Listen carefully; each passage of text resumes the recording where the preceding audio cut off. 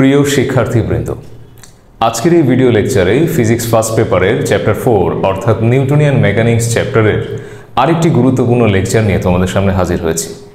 এই ভিডিও লেকচারে আমরা কৌণিক ভরবেগ, দ্বন্দ্বের ভ্রামক, টর্ক, কৌণিক গতিশক্তি এই টপিকগুলো কভার করব। সো এই গুরুত্বপূর্ণ টপিকগুলা আদ্যপান্ত বুঝতে হলে, বেসিক কনসেপ্ট ক্লিয়ার করতে হলে এবং বেসিক টু অ্যাডভান্স সমস্ত খুঁটিনাটি ম্যাথ প্রবলেমস এগুলো জানার জন্য ভিডিও শুরু থেকে শেষ পর্যন্ত অবশ্যই মনোযোগ সহকারে দেখতে হবে। এর আগের পর্বে আমরা জড়তার ভ্রামক নিয়ে কথা বলেছিলাম। জড়তার ভ্রামক, তারপরে তোমার সেটার সাথে লম্ব অক্ষ উপপাদ্য, সমান্তরাল অক্ষ উপপাদ্য, চক্রগতির ব্যাসার্ধ, এই টপিকগুলো নিয়ে আমি ঠিক এর আগের পর্বে কথা বলেছিলাম। আজকে সেই ধারাবাহিকতায় আমরা প্রথমে যেটা শুরু করতে যাচ্ছি সেটা হলো কৌণিক ভরবেগ। দেখো, কৌণিক ভরবেগকে এল দিয়ে প্রকাশ করা হয়, অ্যাঙ্গুলার মোমেন্টাম। নর্মালি ভরবেগ কাকে বলে এটা কিন্তু আমরা জানি। নর্মালি ভরবেগ মানে হচ্ছে ভর এবং বেগের যে গুণফল, অর্থাৎ আমরা এটাকে বলি রৈখিক ভরবেগ। পৃথিবীর প্রত্যেকটা এলিমেন্টারই দেখো মোটামুটি দুটো করে ভার্সন থাকে, একটা হচ্ছে রৈখিক, একটা হচ্ছে কৌণিক। যেমন আমরা যদি বেগের কথা বলি সেটা রৈখিক বেগ আছে, কৌণিক বেগ আছে। ত্বরণের কথা বললে রৈখিক ত্বরণ আছে, কৌণিক ত্বরণ আছে।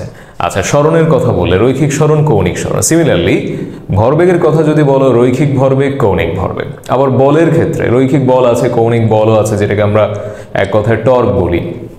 রৈখিক গতিশক্তি আছে, কৌণিক গতিশক্তি আছে, মানে প্রত্যেকের দুটো দুটো করে ভার্সন কিন্তু এক্সিস্ট করে। তো তাহলে কৌণিক ভরবেগ, অ্যাঙ্গুলার মোমেন্টাম, এল, এই ব্যাপারটা আসলে কি?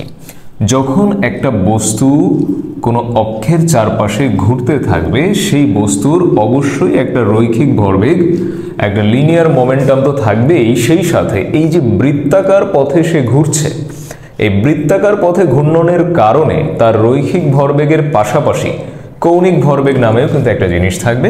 তো এই কৌণিক ভরবেগটাই মূলত ওই বস্তুর ব্যাসার্ধ ভেক্টর এবং রৈখিক ভরবেগের ক্রস গুণফলের সমান। তার মানে আদতে এটাও কিন্তু একটা ভেক্টর টার্ম। রৈখিক ভরবেগ এবং ব্যাসার্ধ ভেক্টরের ক্রস গুণফল যেটা, এটাকে আমরা এক কথায় বলি কৌণিক ভরবেগ।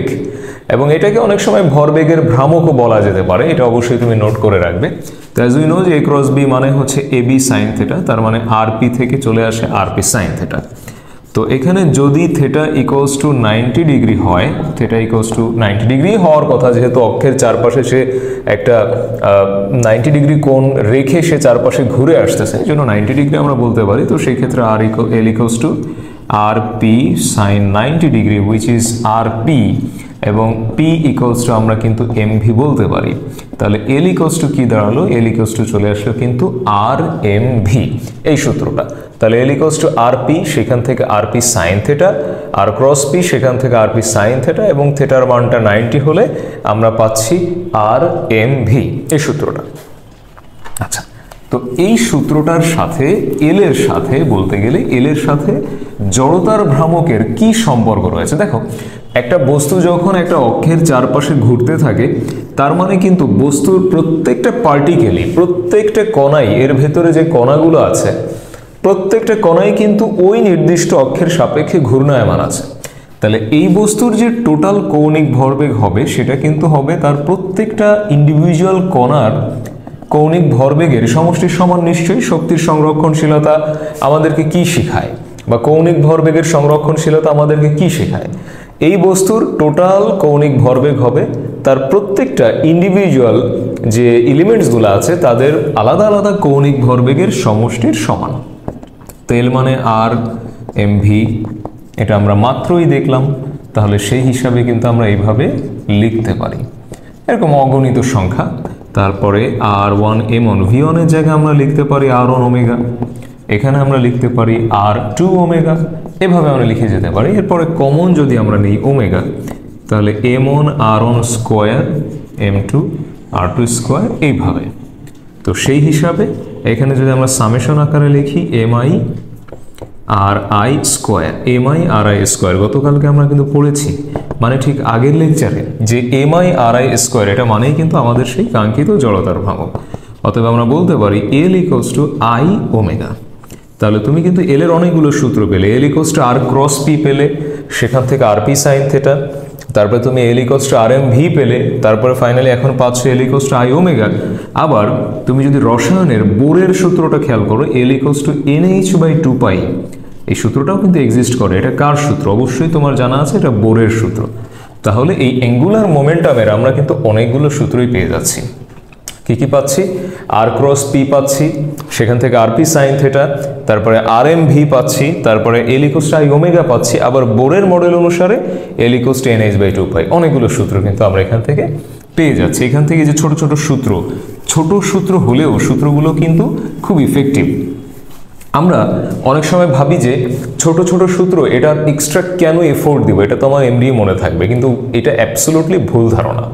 ছোট ছোট সূত্রগুলো কিন্তু পরীক্ষার হলে খুব ইফেক্টিভ হয়ে দাঁড়ায়, খুব ইফেক্টিভ হয়ে দাঁড়ায়। যেমন এমসিকিউতে থাকতে পারে, রিটেনে থাকতে পারে, অনেক সময় অ্যাডমিশনের প্রশ্নে আসতে পারে ছোট সূত্রের অঙ্ক, কিন্তু ওইটা আমাদের মনে থাকে না, কারণ আমরা প্রপার যত্ন করি না।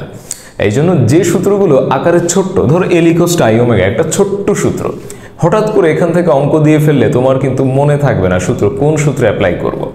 দ্যাটস ওয়াই যখন ছোট ছোট সূত্র দেখছো, ছোট ছোট সূত্রগুলো কিন্তু বেশি বেশি যত্ন করা উচিত, তাহলে এগুলো মনে থাকবে, এবং যখন এগুলোর উপর অঙ্ক দেওয়া হবে তখন কিন্তু তুমি সাথে সাথে এটা পিক করতে পারবা, তুমি এটা ধরতে পারবা যে কোন সূত্রের অঙ্ক এটা। আচ্ছা, এরপরে আমরা আরেকটা টপিক নিয়ে কথা বলবো, সেটার নাম হচ্ছে দ্বন্দ্ব। দ্বন্দ্ব, বা এটাকে অন্য ভাষায় যদি বলো তাহলে বলতে হয় যুগল, বা ইংলিশে যদি বলো কাপল। দ্বন্দ্ব বা যুগল বা কাপল। আচ্ছা, দ্বন্দ্বটা তাহলে কি জিনিস? দ্বন্দ্ব হচ্ছে সিম্পলি কোনো একটা বস্তুর দুই প্রান্তে যদি সমান, সমান্তরাল এবং বিপরীতমুখী দুইটা বল কাজ করে, কথা খেয়াল করবে, কোনো বস্তুর দুই প্রান্তে সমান, সমান্তরাল এবং বিপরীতমুখী দুইটা বল যদি কাজ করে থাকে, তাহলে ওই বস্তুতে একটা ঘূর্ণন প্রবণতার সৃষ্টি হয়। তুমি নিজেও খেয়াল করে দেখতে পারো, তোমার হাতে যে কলম আছে সেই কলমটাকে টেবিলের উপর রেখে এই দুই আঙুল দিয়ে তুমি এই আঙুলটা দিয়ে নিচের দিকে এবং এই আঙুলটা দিয়ে উপরের দিকে সমান ফোর্স দেওয়ার চেষ্টা করো, দেখবা কলমটা ঘুরতে শুরু করেছে।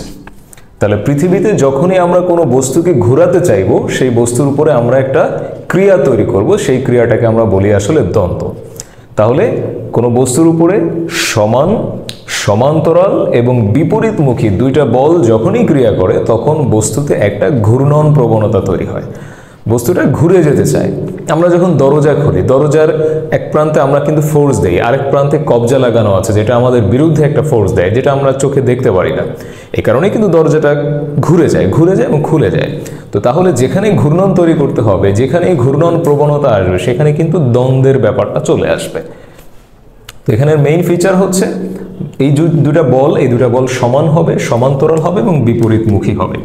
আর এই যে দুইটা বলের যে মধ্যবর্তী সরল রৈখিক দূরত্ব আছে, এটাকে বলে হচ্ছে দ্বন্দ্বের বাহু। দ্বন্দ্বের বাহু, দুইটা বলের মধ্যবর্তী যে দূরত্ব। আর এখান থেকে আরেকটা টার্ম তুমি পড়তে পারো, সেটার নাম হচ্ছে দ্বন্দ্বের ভ্রামক। সিম্পল, দ্বন্দ্বের ভ্রামকটা হচ্ছে যে দ্বন্দ্ব সৃষ্টিকারী দুটো বল আছে, এই বল এবং এদের যে মধ্যবর্তী দূরত্ব, তাহলে এফ ইন্টু বি, এইটাকে কিন্তু আমরা দ্বন্দ্বের ভ্রামক বলতে পারি। আর এই দ্বন্দ্বের ভ্রামকেরই অপর নামই হচ্ছে দ্বন্দ্বের ভ্রামক। এইটার যে অপর নাম, এই অপর নামটাই হচ্ছে টর্ক।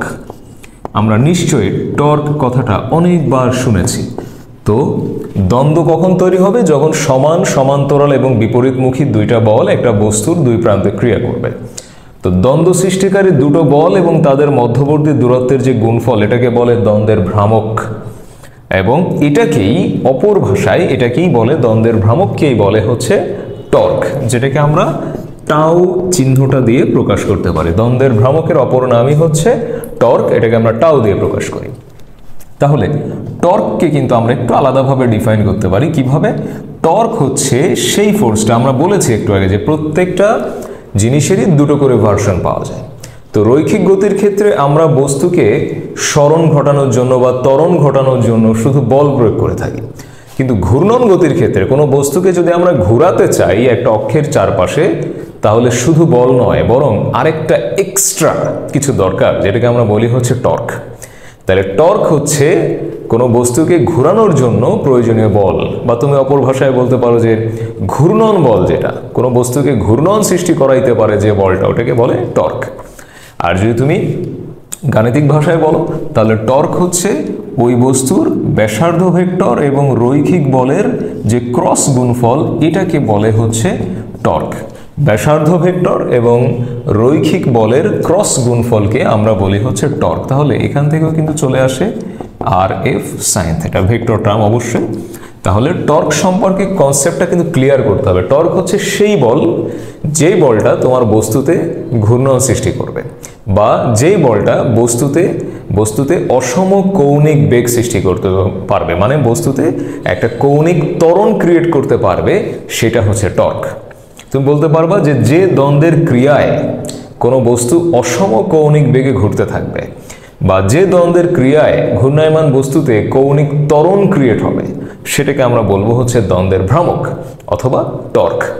আর আরেকটা ভাবে তুমি ডিফাইন করতে পারো, সেটা হচ্ছে ঘূর্ণায়মান বস্তুর ব্যাসার্ধ ভেক্টর এবং রৈখিক বলের ক্রস গুণফলকে আমরা বলতে পারি টর্ক। তাহলে তুমি এই জিনিসগুলোকে অনেকভাবেই কিন্তু ডিফাইন করে ফেলতে পারতেছো। শুধু একটা ভাবেই আমরা মুখস্থ করে বসে থাকবো না, আমরা বেশ কয়েকটা ডেফিনিশন সম্পর্কে জানবো, কনসেপ্ট ক্লিয়ার রাখবো। তাহলে টাউ ইকুয়ালস টু আমাদের জন্য চলে আসতেছে আর এফ সাইন থিটা। তো আমরা যদি একটা ছবি আঁকায় দেখার চেষ্টা করি, দেখো এরকম একটা জায়গা, আমরা এভাবে একটা ফোর্স দিব এফ। তো বলের যে প্রয়োগ বিন্দু, এই জায়গাটা অক্ষ থেকে এটার দূরত্বটা হচ্ছে আর। তো এখান থেকে আমরা কিন্তু এটাকে উপাংশে বিভাজন করে ফেলতে পারতেছি। এটা যদি থিটা হয় তাহলে এইটা কি হবে, এফ কস থিটা হবে। এটা কি হবে, এফ সাইন থিটা চলে আসতেছে। আমরা এইভাবে ফোর্সটা কৌণিক, মানে একটু অ্যাঙ্গেল করে, না একটু ভূমির সাথে একটা নির্দিষ্ট কোণে কিন্তু আমরা ফোর্সটা অ্যাপ্লাই করেছিলাম। সেই ফোর্সের আবার দুটো উপাংশ ক্রিয়েট হয়েছে, আর অক্ষ থেকে আমাদের যে দূরত্বটা, এই যে প্রয়োগ বিন্দুর দূরত্বটা আর, এইভাবে হচ্ছে। তো এখানে আমরা বলতে পারি যে থিটা ইকুয়ালস টু যদি 90 ডিগ্রি হয়, সেক্ষেত্রে আমরা tau equals to r F sine 90 degree, which is r F. এবং এফ মানে তুমি জানো রৈখিক বল এম এ। তাহলে টাউ ইকুয়ালস টু কিন্তু তুমি ফার্স্টে কি পেয়েছিলে, টাউ ইকুয়ালস টু ফার্স্টে পেয়েছিলে আর ক্রস এফ। সেখান থেকে আর এফ সাইন থিটা, থিটার মান যদি 90 ডিগ্রি হয়, তো সেক্ষেত্রে আমরা লিখতে পারছি টাউ ইকুয়ালস টু শুধু আর এফ, মানে শুধু আর এম এ। তাহলে সিমিলারলি এর আগে আমরা যেটা দেখলাম, ওরকমের একটা সম্পর্ক কিন্তু আমরা এখানেও পেতে পারি। যে বস্তুটা ঘূর্ণায়মান আছে, তার প্রত্যেকটা কণার ইন্ডিভিজুয়াল টর্কের সমষ্টির সমান হবে বস্তুর টোটাল টর্কের সমান। তাহলে টাউ এর জায়গায় আমরা লিখবো কি, R one M one A one, তারপরে R two M two A two, then R three M three A three. এভাবে অসংখ্য পার্টিকেল থাকতে পারে।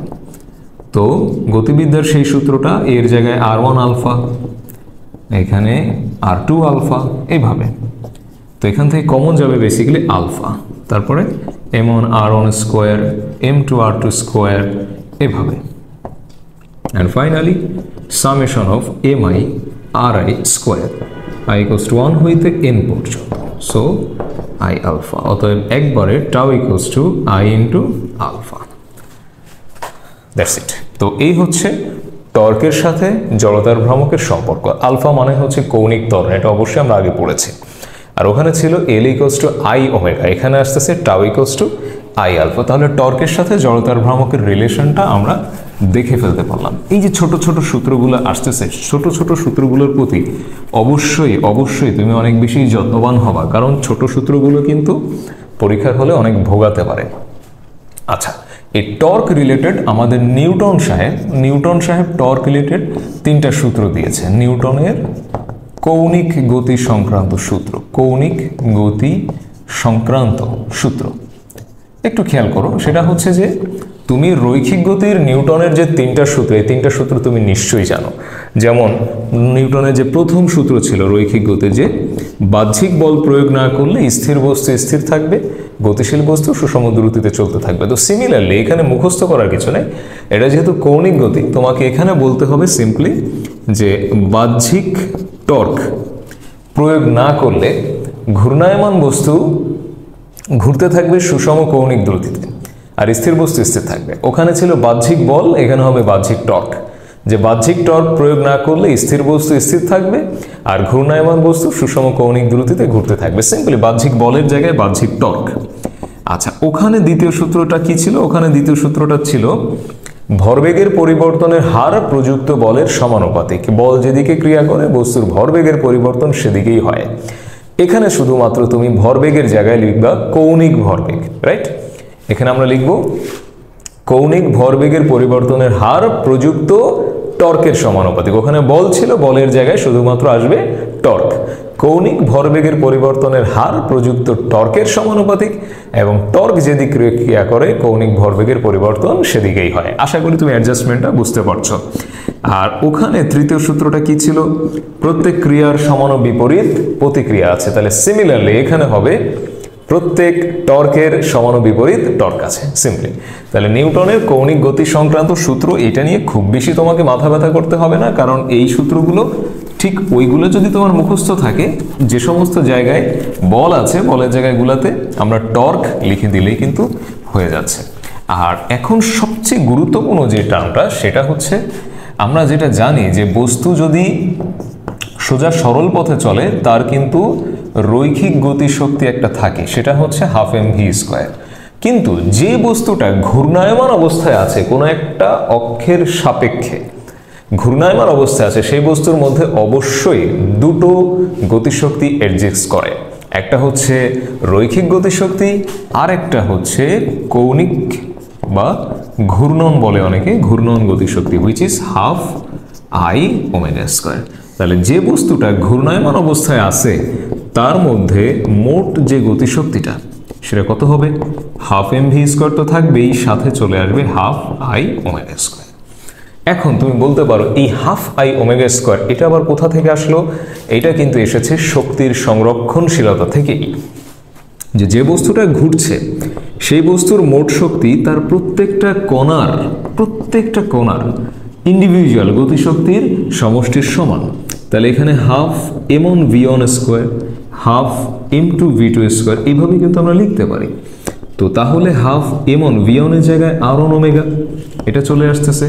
12 m2v2 এর জায়গায় কি হবে? r2 omega. এরপরে 3, 4 যদি আমি আরো লিখি, আচ্ছা তাহলে কমন যাচ্ছে কি দেখো, 12 ω² কমন যাচ্ছে, m1 r1²। তুমি নিশ্চয়ই এত সময় বুঝেই গেছো যে কি হতে চলেছে এখানে। তো তাহলে 12 ω², এখানে দেখো summation of mi ri² i = 1 থেকে n পর্যন্ত, হুইচ ইজ 12 ω² ইন্টু i। তাহলে তুমি নিশ্চয়ই বুঝে গেলে যে কৌণিক গতিশক্তিটা কিভাবে আসলো, বা অনেকে এটাকে 12 I⍵² লিখতে প্রেফার করে, সেটাও হতে পারে। তো এইভাবেই কিন্তু কৌণিক বা ঘূর্ণন গতিশক্তি আসে। প্রত্যেকটা বেসিক এই সূত্রগুলো কিভাবে জেনারেশন হচ্ছে আমি কিন্তু ভালোভাবে বেসিক সহকারে আমি তোমাকে দেখিয়ে দিচ্ছি যে আমাদের ঘূর্ণায়মান বস্তুর মধ্যে রৈখিক গতিশক্তি থাকবে, কৌণিক গতিশক্তি থাকবে। সেই কৌণিক গতিশক্তির ফর্মুলাটা কিভাবে তৈরি হলো সেটাও কিন্তু আমি তোমাকে দেখিয়ে দিলাম। এরপরে আরেকটা জিনিস থাকে, সেটা হচ্ছে কৌণিক ভরবেগের সংরক্ষণ সূত্র। কৌণিক ভরবেগের সংরক্ষণ সূত্র দেখো, রৈখিক ভরবেগের সংরক্ষণ সূত্রটা আমরা সবাই জানতাম যে একটা বস্তুর উপরে ক্রিয়া প্রতিক্রিয়া ছাড়া আর কোনো বল ক্রিয়া না করলে নির্দিষ্ট দিকে তাদের যে মোট তার যে মোট রৈখিক ভরবেগ এটা সংরক্ষিত থাকে, Pi = Pf। এবং এখান থেকেই কিন্তু আমরা পাচ্ছিলাম m1u1 m2u2 ... m1v1 + m2v2। এই যে সূত্রটা, এটা কিন্তু আমরা এখান থেকে পেয়েছিলাম, এবং তোমাদের 9-10 লেভেলে কিন্তু এখান থেকে অনেক অঙ্ক ছিল, এইচএসসিতেও আছে। তো আমরা জানতে চাচ্ছি যে কৌণিক ভরবেগের সংরক্ষণ সূত্র বলতে আসলে কি বোঝাচ্ছে। এখানেও সিমিলার ব্যাপারটা, যে একটা বস্তুর উপরে যদি নিট বাহ্যিক টর্ক 0 হলে তার যে মোট কৌণিক ভরবেগ এটা সংরক্ষিত হয়, Li = Lf। সংরক্ষিত হয়েছে মানে আগেও যা ছিল টোটালটা চূড়ান্তভাবেও তাই আসছে। এবং এখান থেকে তুমি বলতে পারো I1⍵1 = I2⍵2। এই সূত্রেরও কিন্তু অনেক অঙ্ক তোমাকে ফেস করতে হবে। এই I1⍵1 = I2⍵2 এটাকেই বলে কৌণিক ভরবেগের সংরক্ষণ সূত্র। তো চলো তাহলে এখন আমরা যে টপিকগুলো কভার করলাম এই টপিকগুলোর উপরে আমরা কিছু প্রবলেম সলিউশন করি। দেখো, তোমাদের জন্য ফার্স্ট টাইমে যে প্রবলেমটা এখানে সেট করেছি সেটা হচ্ছে কোনো অক্ষের চারপাশে ঘূর্ণায়মান বস্তুর ঘূর্ণন গতিশক্তি ও মোট গতিশক্তির অনুপাত কত। এখানে বস্তুটার যে শেপটা কেমন এটা ডিফাইন করা নাই, তার মানে mr² দিয়ে করা যাচ্ছে। আর বই থেকে নিশ্চয়ই তুমি, গত ক্লাসেও আমি বলেছিলাম যে নিশ্চয়ই তুমি যে বিভিন্ন শেপগুলো আছে শেপগুলো সম্পর্কে অবশ্যই পড়েছো। সুষম দণ্ড, বৃত্তাকার চাকতি, বৃত্তাকার রিং, নিরেট গোলক, আয়তাকার বস্তু, নিরেট সিলিন্ডার, শঙ্কু, এই প্রত্যেকটা ইন্ডিভিজুয়াল শেপের জন্য যে সূত্রগুলো আছে সেগুলো নিশ্চয়ই তুমি অবশ্যই পড়েছো। তো এখানে দেখো, যেহেতু শেপ ডিফাইন করা নাই, কোনো অক্ষের চারপাশে ঘূর্ণায়মান বস্তুর ঘূর্ণন গতিশক্তি ও মোট গতিশক্তির অনুপাত কত, এটা হচ্ছে আমাদের প্রথম কোশ্চেনটা। তাহলে ঘূর্ণন গতিশক্তি এবং বলেছে মোট গতিশক্তি, ঘূর্ণন গতিশক্তি ও মোট গতিশক্তি। দেখো বিষয়টা সিম্পল, ঘূর্ণন গতিশক্তি তো হাফ আই ওমেগা স্কোয়ার, অঙ্কটা মাঝে মাঝে এমসিকিউতে চলে আসতে পারে। হাফ আই ওমেগা স্কোয়ার, মোট গতিশক্তি আমরা জানি MV square plus half I omega square. তো in that sense half I এর জায়গায় আমরা এখানে লিখবো হচ্ছে এম আর স্কোয়ার, যেহেতু আমরা শেপটা জানি না। ওমেগার জায়গায় আমরা লিখবো ভি বাই আর এর স্কোয়ার। এখানে থাকলো half M V square, half M R square, V by R এর হোল স্কোয়ার। তাহলে তুমি নিজেই দেখো কি কি কাটাকাটি হয় এখান থেকে আর স্কোয়ার কেটে যায়, তার মানে উপরে থাকে হাফ এম ভি স্কোয়ার, নিচে রইল half M V square plus R square কাটা হাফ এম ভি স্কোয়ার। তাহলে এখান থেকে প্রত্যেকটা জায়গা থেকে দেখো, উপর থেকে এই যে এগুলো যেটা থাকতেছে উপরে তোমার এখানে এম আর স্কোয়ার কাটা হাফ এম ভি স্কোয়ার, এখানে হাফ এম ভি স্কোয়ার ছিল, এখান থেকেও চলে আসতেছে হাফ এম ভি স্কোয়ার। তাহলে তোমার এখানে আসলে কি থাকে তুমি কিন্তু নিজে এটাকে ডিসিশন তুমি কিন্তু দিতে পারতেছো। এই যে জায়গাগুলো থেকে আমরা যদি দেখি, এখানে প্রত্যেকটা জিনিস কিন্তু কেটে যাচ্ছে, কেটে গিয়ে এখান থেকে আমাদের যে রেশিও চলে আসতেছে দ্যাট ইজ 1/2। তো এরকম যে কোনো প্রশ্ন আসতে পারে, এখানে ঘূর্ণন গতিশক্তি ও মোট গতিশক্তির অনুপাত, তোমাকে বলতে পারে মোট গতিশক্তি ও ঘূর্ণন গতিশক্তির অনুপাত, সেটা বের করো। অথবা বলতে পারে যে রৈখিক গতিশক্তি ও মোট গতিশক্তির অনুপাত, সেটাও বলতে পারে। বা বলতে পারে রৈখিক গতিশক্তি অথবা রৈখিক গতিশক্তি এবং কৌণিক গতিশক্তির অনুপাত। তো সিম্পলি এই সমস্ত হিসাব নিকাশগুলো তোমাকে মাথায় দ্রুত ক্যালকুলেশন করার চেষ্টা করতে হবে, তাহলে এই জাতীয় প্রবলেমগুলো তোমার সলিউশন করতে কোনো সময় লাগবে এবং তুমি দ্রুতই করতে পারো। এগুলো এমসিকিউতে বেশি চলে আসে। আচ্ছা, এরপরে আমরা আরেকটা প্রবলেম নিয়ে ডিসকাশন করি। দেখো, আরেকটা কোশ্চেন আমি এখানে সেট করেছি, সেটা হচ্ছে কোনো নিরেট গোলক হেলানো তলের শীর্ষ থেকে গড়িয়ে পড়ছে, মানে বিষয়টা বুঝতে হবে। গড়িয়ে পড়ার অর্থ হচ্ছে সেই বস্তুর মধ্যে রৈখিক গতিশক্তি আছে, কৌণিক গতিশক্তিও আছে। ভূমিতে পৌঁছানোর মুহূর্তে তার একটা বেগ আছে, শীর্ষের উচ্চতা কত, একটা নিরেট গোলকের কথা বলা হচ্ছে। নিরেট গোলকের ভারকেন্দ্রগামী অক্ষের সাপেক্ষে বা ভারকেন্দ্রগামী লম্ব অক্ষের সাপেক্ষে আমরা জানি কত হয়, 2/5 mr স্কয়ার হয়। এটা আমাদেরকে মুখস্থ রাখতে হবে। তাহলে এখানে আমরা যদি একটু ছবি আঁকানোর চেষ্টা করি, একটা নিরেট গোলক এভাবে শীর্ষ থেকে গড়িয়ে পড়ছে, এইরকম একটা প্রশ্ন, এই প্রশ্নটাই না, ঠিক এরকমের একটা প্রশ্ন কিন্তু কয়েক বছর আগে রুয়েটে এসেছিল।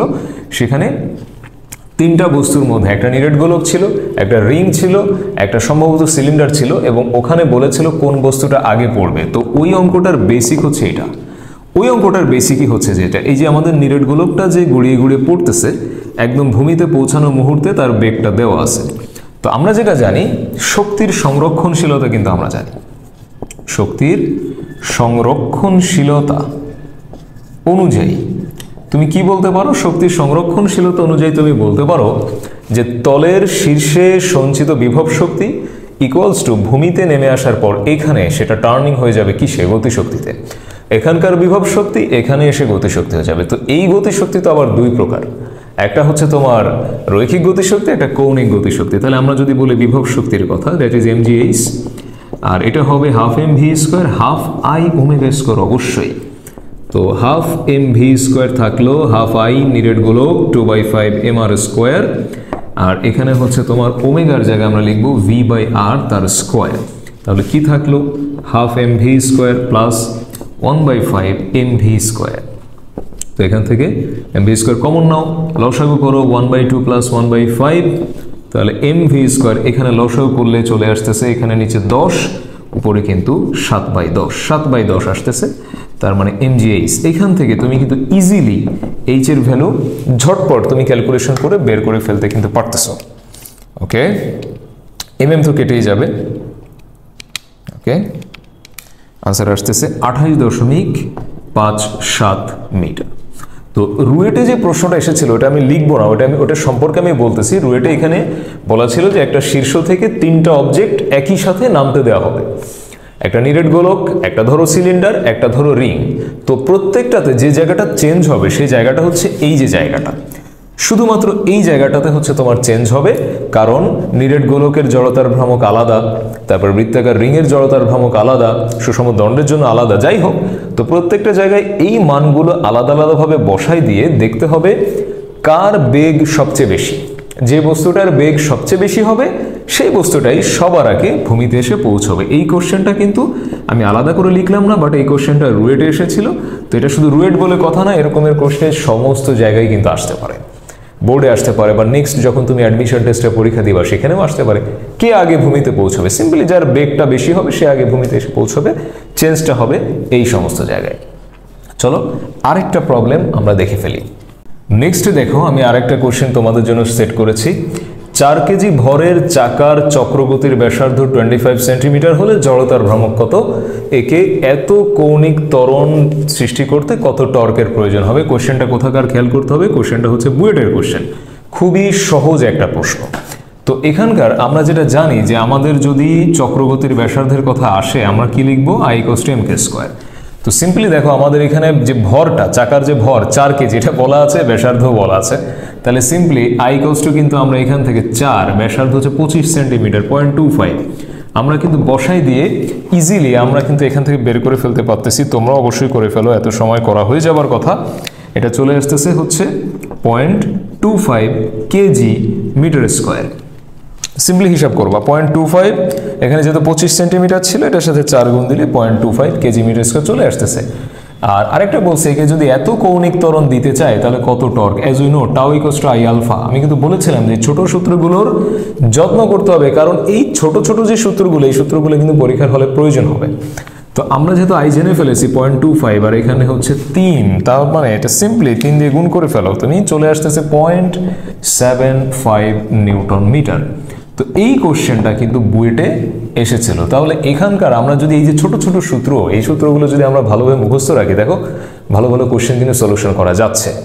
আর এটার পাশাপাশি যদি আমি অঙ্কটা দিচ্ছি না, আমি তোমাকে শুধু বলে রাখি যে যদি এভাবে সরাসরি টর্কের ভ্যালু না আছে, যদি কখনো বলে যে ধরো ভেক্টর ফরমেশন দেওয়া আছে, সাপোজ অবস্থান ভেক্টরটা দেওয়া আছে 2i প্লাস হচ্ছে 4j প্লাস হচ্ছে 6k, আর বলে দিল যে f হচ্ছে 7i - 3j প্লাস 2k, এই দুটো ভেক্টর দিয়ে তোমাকে বললো যে এখান থেকে টর্ক ফাইন্ড আউট করো। তো যেহেতু এটা ভেক্টর ফরমেশনে আছে, এই জন্য তুমি জানো সেই তোমার ডিটারমিনেন্ট, ওইটাকে কিন্তু রিকল করতে হবে, রাইট? আর ক্রস এফ, তাহলে কি করতে হবে? i j k এগুলো কিন্তু নিয়ে নিতে হবে। নিয়ে নেওয়ার পরে তারপরে মানগুলো বসাই দিতে হবে 2 4 6 এবং এখান থেকে 7 - 3 2, এবং তুমি নিশ্চয়ই এই ডিটারমিনেন্টটা সলিউশন করতে পারবা, এবং এখান থেকে টর্ক যেটা বের হবে ভেক্টর ফরম্যাটেই থাকবে। সেটাই কিন্তু চেয়েছে তোমার কাছে, দুটো ভেক্টর দিয়ে দিয়েছে, তার মানে ভেক্টর ফরম্যাটে অ্যান্সারটা তারা এক্সপেক্ট করতেছে। তো সিমিলার জিনিসটা তুমি কিন্তু ধরো একটা সূত্র ছিল যে তোমার L = R × P, তো তাহলে ধরো এখানে R দেওয়া থাকলে আর এইটা ধরো P দেওয়া আছে তোমার জন্য, তাহলে এটা দিয়ে তোমাকে বললো যে কৌণিক ভরবেগ L ভেক্টর এটা ফাইন্ড আউট করো। তাহলে কিন্তু তুমি একই প্রসেসে তখন কিন্তু L = R × P, এটা কিন্তু P হচ্ছে তখন।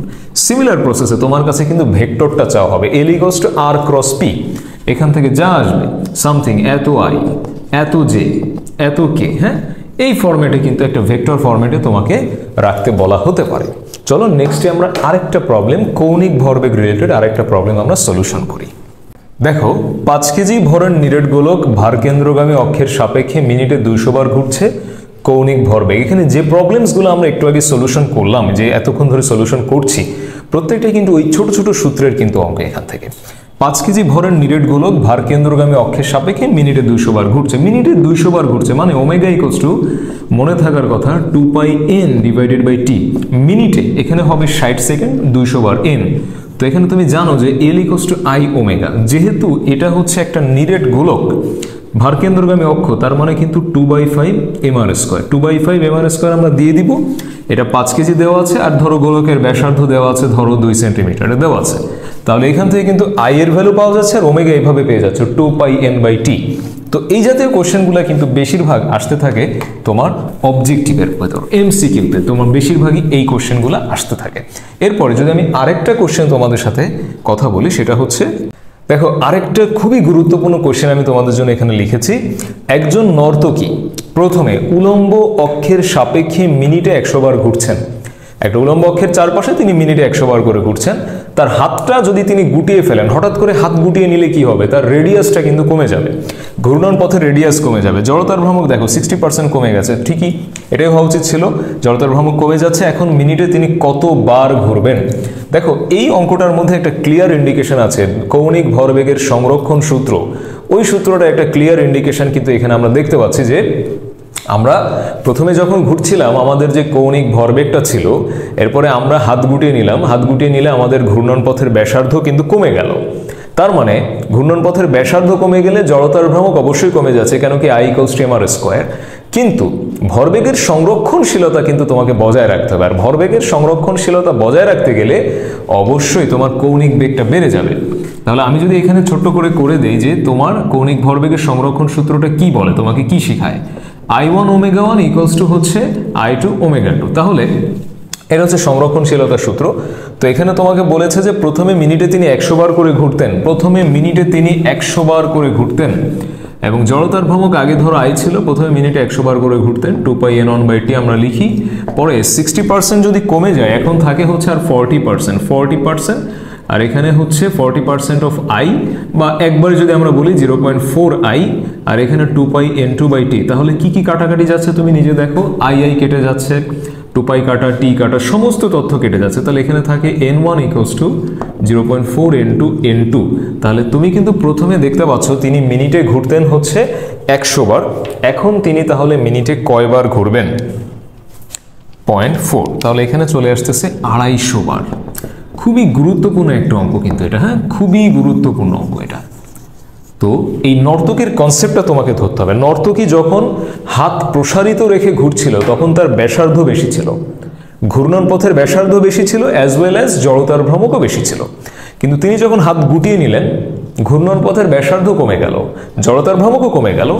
এই যে কিন্তু কৌণিক ভরবেগের সংরক্ষণশীলতা অনুযায়ী বাম পক্ষ এবং ডান পক্ষ তো সমান হতে হবে, জড়তার ভ্রামক কমে গিয়েছে, তাহলে নিঃসন্দেহে ওমেগা বেড়ে যাবে। তার মানে তিনি আগের থেকে অনেক দ্রুত, আরও বেশি দ্রুত তিনি ঘুরতে শুরু করবেন, তার রেভলিউশন নাম্বার কিন্তু বেড়ে যাবে ওই একই সময়ের মধ্যেই, তার রেভলিউশন নাম্বার অনেক বেড়ে যাবে, এবং এটা কিন্তু আমরা দেখতে পাচ্ছি। প্রথমে তিনি মিনিটে ঘুরতেন 100 বার করে, এখন তিনি ঘুরছেন 250 বার করে।